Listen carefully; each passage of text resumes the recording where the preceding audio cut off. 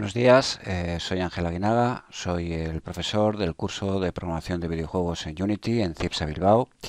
Este es el tercer videotutorial sobre el prototipado que estamos haciendo de un juego de los años 80, Netherworld, y bueno, en anteriores videotutoriales vimos la creación del personaje de nuestro juego, el jugador. Vimos también la creación del escenario con los distintos elementos, las capas del fondo, y bueno, preparamos, dejamos listo el script de movimiento para hacer que nuestro personaje se mueva, que no se salga del escenario, etcétera. ¿Qué es lo que vamos a hacer en el video tutorial de hoy? Bueno, pues en el video tutorial de hoy vamos a abordar los disparos, que nuestra nave sea capaz de disparar para defenderse. Entonces vamos a fijarnos en cómo funcionaba la mecánica de disparo en el juego original. Bien, yendo a YouTube, donde tenemos capturas de la versión original del juego para Commodore 64, podemos observar un poquito cómo funciona el disparo de la nave. Vemos que la nave, cuando dispara, ahí está, dispara láseres, este tipo de barras, hacia los cuatro sentidos, tanto arriba, abajo, como izquierda, como a derecha. Vemos también que además impactan contra las nubes, no las atraviesan. Ahí vemos cómo está disparando las cuatro direcciones, pero estos láseres impactan con todos los lados y que además siempre van a la misma frecuencia. Sigue una frecuencia constante, con lo cual, eso es lo que vamos a intentar implementar en el video tutorial de hoy. Para crear los GameObjects de los disparos, lo primero que necesitamos es un sprite, una imagen, que es lo que nos va a permitir representar los disparos. Para eso, en Sprites nos hemos ya agenciado un pequeño sprite, que es básicamente una imagen, es un PNG de 48 por 48 píxeles, que básicamente es un pequeño láser, un pequeño rayo ahí con una iluminación semitransparente, es un PNG de color así rojizo, que nos va a bastar. El gráfico está en posición vertical, pero luego lo vamos a poder orientar para hacer que se mueva en cualquiera de las direcciones que nosotros queramos. Eso por un lado. Con lo cual, nosotros podemos coger directamente y poner un sprite, colocarlo, etcétera. Bien, dado que este es un GameObject que vamos a generar y destruir muchísimas veces, evidentemente necesitamos crear un prefab de él. Con lo cual, directamente nos vamos a ir a la carpeta de prefabs. Nosotros ya hemos creado un prefab, yo ya he preparado un prefab. Y este prefab tiene todas las características de lo que tiene que tener uno de estos láseres. Entonces vamos a ver un poco sus características. Lo primero, colisionador. Necesita un colisionador porque nosotros necesitamos que el láser detecte cuando solapa contra otros elementos. Esto es un detalle importante. En el juego original, como hemos visto, el láser no rebota.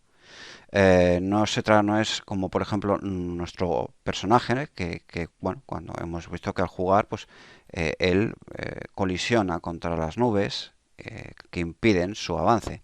En el caso del láser no es así. Los láseres según alcanzan, colisionan contra un elemento, directamente desaparecen. Por tanto, no nos interesa que colisionen, simplemente nos interesa detectar el momento en el cual se solapan con otro elemento. Por lo tanto, lo que vamos a utilizar es un colisionador de tipo trigger. La diferencia entre un colisionador de tipo trigger y un colisionador, sin esto marcado, o sea, un colisionador normal, es que los colisionadores de tipo trigger nos van a disparar un evento distinto del de colisión, lo cual nos va a permitir desde un código del script, detectar contra qué se solapa, contra qué colisiona este GameObject y controlar qué queremos que suceda en ese instante. Por lo tanto, le hemos puesto un colisionador, en este caso además es un colisionador redondo, porque tampoco es una forma que requiera mayor complejidad en el colisionador. Aparte de eso, segunda cosa importante, el rigid body. Evidentemente, el láser se tiene que mover y por lo tanto le hemos puesto un rigid body. En este caso le hemos puesto un rigid body de tipo cinemático. Bien, ¿por qué?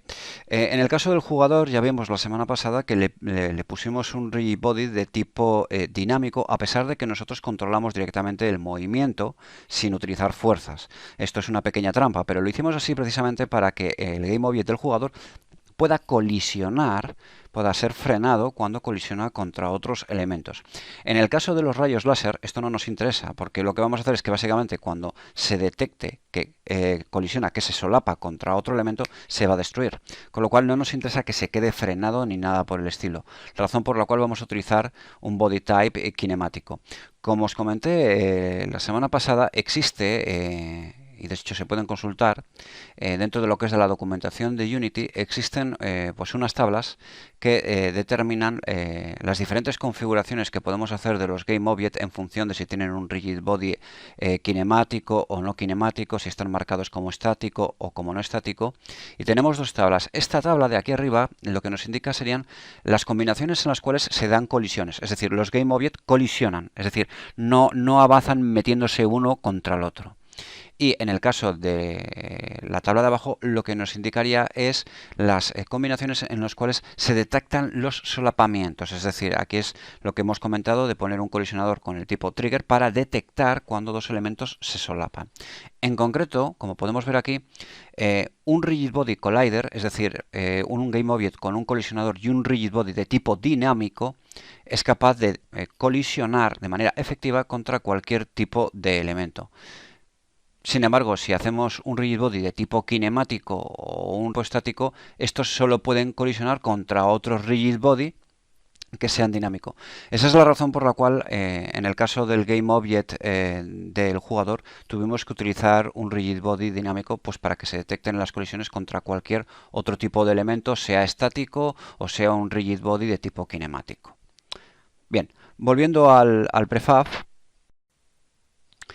Bien, necesitamos por último determinar cómo se va a mover este GameObject y para ello, pues bueno, necesitamos añadirle un script.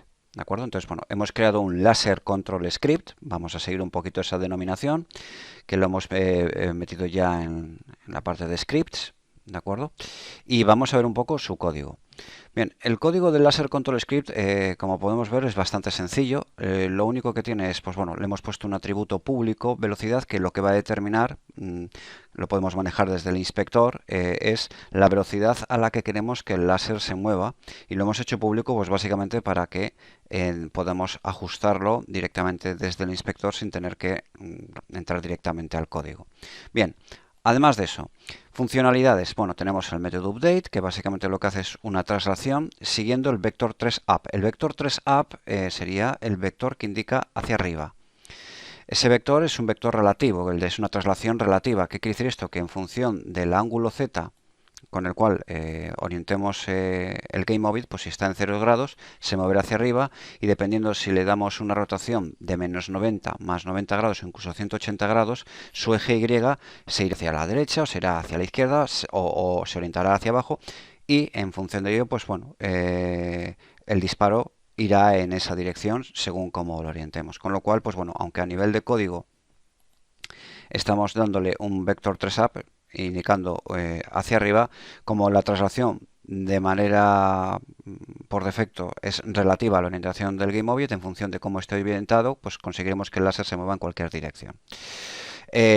Simplemente le aplicamos la velocidad y le aplicamos el delta time. Esto ya comentamos en su momento que es importante para moderar la velocidad a la cual se mueve el sprite entre distintos fotogramas, de manera que en ordenadores muy rápidos el delta time, que es el tiempo de ejecución entre cada fotograma, será más pequeño, con lo cual digamos que se moverá más frecuentemente pero menos espacio. Y en ordenadores más lentos, con lo cual habrá un mayor tiempo entre fotogramas, pues entre cada fotograma este tiempo será superior, con lo cual el láser se moverá más y lo que conseguimos con ello es que independientemente de la velocidad de la máquina, el sprite se mueva más o menos siempre a una misma velocidad relativa. Esto lo vamos a tener que aplicar en general con todos los GameObjects que se muevan en nuestro juego. Por último, cosas importantes. Un elemento importante de la mecánica de los láser que venimos mencionando es que, por un lado, contra cualquier cosa contra la que colisionen, se destruyen. Hemos visto que le hemos puesto un colisionador y le hemos marcado el tipo trigger, isTrigger. ¿Qué quiere decir esto? Esto quiere decir que en el momento en el que este GameObject se solape con el colisionador de otro GameObject distinto, automáticamente se va a ejecutar este método onTriggerEnter2D. Recordar que todos los métodos que empiezan con on en los scripts de Unity son métodos manejadores de eventos que son llamados por el propio motor de Unity cuando se da una determinada circunstancia. En este caso, el método onTriggerEnter2D hace referencia a la entrada de el colisionador de un GameObject configurado como trigger contra otro. En ese momento se provoca este método. ¿Qué hacemos en esta circunstancia? Pues de momento lo único que estamos haciendo es sacar, pues bueno, en la consola un pequeño mensaje identificando el name del GameObject contra el cual se detecta el solapamiento. Esto simplemente lo hacemos a modo de depuración, para depurar. Seguramente luego lo quitaremos y lo importante es que destruimos el láser. El láser, en el momento que colisiona contra cualquier cosa, el láser se destruye. De momento se destruye, con lo cual invocamos al método destroy ofreciéndole como argumento el propio GameObject, con lo cual el elemento se destruye. Bien, otro elemento de la mecánica de funcionamiento del GameObject de los láser, de los prefab de los láser que tenemos que controlar, es el hecho de que una vez que salen del área visible de la pantalla, tienen que destruirse para básicamente no seguir avanzando y seguir ocupando recursos cuando ya ni siquiera se les ve.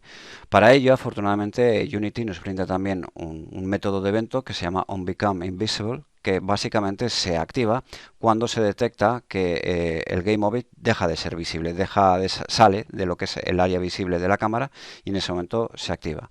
¿Qué es lo que hacemos en tal situación? Pues básicamente destruimos el láser para que no siga ese GameObject ocupando recursos, invocando al método destroy y ofreciéndole como argumento pues el propio GameObject. Bien, lo siguiente que vamos a abordar es el mecanismo de disparo. Vamos a hacer que nuestro jugador dispare. Entonces, para ello lo que vamos a hacer es modificar el script nave control que hicimos ya en el primer video tutorial. Este script, pues bueno, en el método update sigue teniendo, pues bueno, los 4 ifs que le pusimos pues para controlar el movimiento y ahora le vamos a añadir un quinto if, de manera que cuando el usuario pulse la barra espaciadora y no esté la nave todavía disparando, es decir, esté sin disparar, se active una corrutina llamado disparo corrutina. Bien, esta corrutina, ya sabemos, las corrutinas son métodos que nos permiten implementar operaciones que se tienen que ejecutar de manera cíclica, pero con una frecuencia distinta al método update.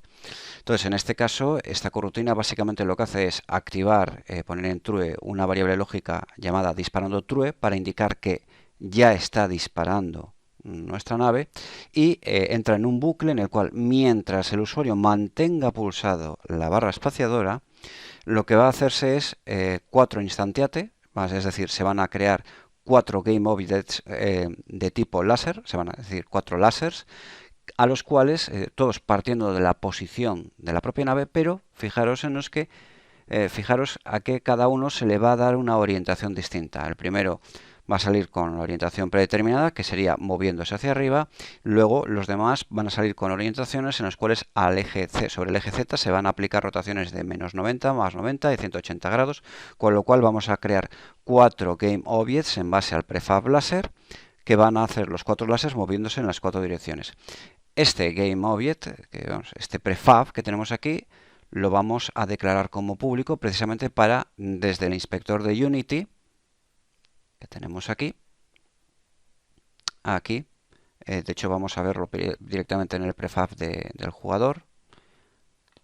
Aquí le vamos a entregar el prefab del láser. Este prefab lo colocaríamos aquí, con lo cual ya tendríamos la asociación. Cosa importante sobre este script que es importante destacar, no nos interesa que el juego sea un machacabotones, quiero decir, nos interesa que aunque el usuario pulse repetidamente la barra espaciadora, la nave no dispare a mayor frecuencia de la estipulada por la corrutina, razón por la cual utilizamos esta variable lógica, de manera que el usuario, aunque pulse repetidamente, en el momento que pulse una vez, se activa la corrutina y hasta que no pasen 35 milisegundos y la corrutina termine, la variable disparando no se vuelve a poner a false, con lo cual, aunque el usuario esté dándole repetidamente a la barra espaciadora, da igual, porque mientras esta variable no vuelva a false, tras transcurrir este tiempo, no se va a volver a ejecutar otro disparo. Y básicamente este sería el script que nos permitiría a la nave pues disparar. Ya vemos que no tiene mucha complicación.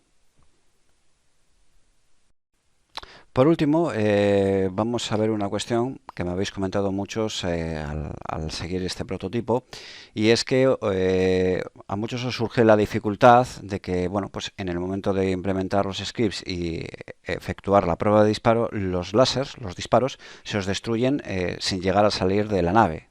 Aparecen y desaparecen en el instante. ¿Qué es lo que está sucediendo ahí? Bien, si nos fijamos en el script de los láseres, vemos que tenemos un onTriggerEnter que básicamente lo que hace es controlar que el láser se destruya en el momento que solapa contra el colisionador de cualquier otra cosa. Bien, por otro lado también, si nos fijamos en el script de la nave, vemos que en el momento que disparamos, los láseres los creamos precisamente en la misma posición donde está la nave. En Unity, si nos fijamos, nos daremos cuenta que la nave tiene un colisionador, con lo cual en el momento que creamos los 4 láseres, automáticamente, según se crean, se solapan directamente con el colisionador de la propia nave. Por lo tanto, se destruyen en el acto y no llegan ni a salir. ¿Cómo solucionamos esta situación? Bueno, pues para solucionar esta situación lo que necesitamos es utilizar las capas. Para ello, al jugador vamos a crear una capa, un layer, que le vamos a llamar jugador, y vamos a asignar, de hecho en los prefabs, al prefab del jugador, lo vamos a asignar a un layer, a una capa llamada jugador. Y al prefab del láser vamos a crear una nueva capa llamada láser y lo vamos a asignar a esa capa. ¿Para qué sirven estas capas? Estas capas nos sirven para agrupar diferentes conjuntos de elementos y luego poder dictaminar si queremos que puedan interactuar o colisionar entre ellos o no. En este caso lo que nos interesa es que los GameObjects de la capa láser, es decir, todos los disparos que vamos a crear, y en este caso el único GameObject de la capa jugador, no interactúen entre sí, no detecten colisión. Para ello, simplemente nos vamos a Edit, Project Settings, Physics 2D, y aquí vemos, pues bueno, una especie de diagrama en el cual vemos todas las capas. Hay más capas de las que tendréis ahora, pero bueno, ya iremos viendo todas las capas para qué sirven. Pero bueno, vemos todas las capas y aquellas casillas en las cuales están marcadas quiere decir que los GameObjects que pertenecen a esas capas interactúan. Y cuando no están marcadas quiere decir que no interactúan. En concreto, si vemos la capa jugador, es decir, los GameObjects de la capa jugador no van a colisionar con los GameObjects de la capa láser. Lo hemos desmarcado. Con lo cual, pues todos los disparos que vayamos a ejecutar no colisionarán contra el jugador, lo cual es lógico, que sus propios disparos no colisionen contra él. De igual manera, si nos fijamos en la capa láser, vemos que tiene marcado el default, con lo cual tanto el láser como el jugador tienen capacidad de colisionar o detectar colisiones contra todos los demás elementos de la capa por defecto, que es donde tenemos las nubes, los dragones, los bloques y prácticamente todo el conjunto de elementos del escenario. De esta manera conseguimos, pues bueno, solucionar ese problema de que los láseres se nos destruyan según son disparados por parte del jugador, pero que aún así sigan colisionando con todo el resto del escenario. Y para terminar vamos a probar si todo funciona bien. Entonces, bueno, vamos a echarlo en funcionamiento y a ver, probamos. Bien, ahí tenemos la nave, comprobamos el movimiento y disparamos y efectivamente ahí vemos cómo salen los 4 disparos láser hacia las 4 direcciones. Vemos cómo colisionan contra los GameObjects de las nubes. Vemos también que colisionan incluso contra los GameObjects que pusimos invisibles para delimitar el final del mapa. Y también podemos ver cómo los láseres que salen por el límite no visible de la imagen también igualmente terminan desapareciendo. Con lo cual, pues tenemos un poco lo que queríamos. Aunque disparemos, pues vamos viendo cómo al de unos instantes todos los láseres que hemos creado, bien por colisión o bien por salida de la área de visión, desaparecen. Con lo cual ya lo tenemos implementado.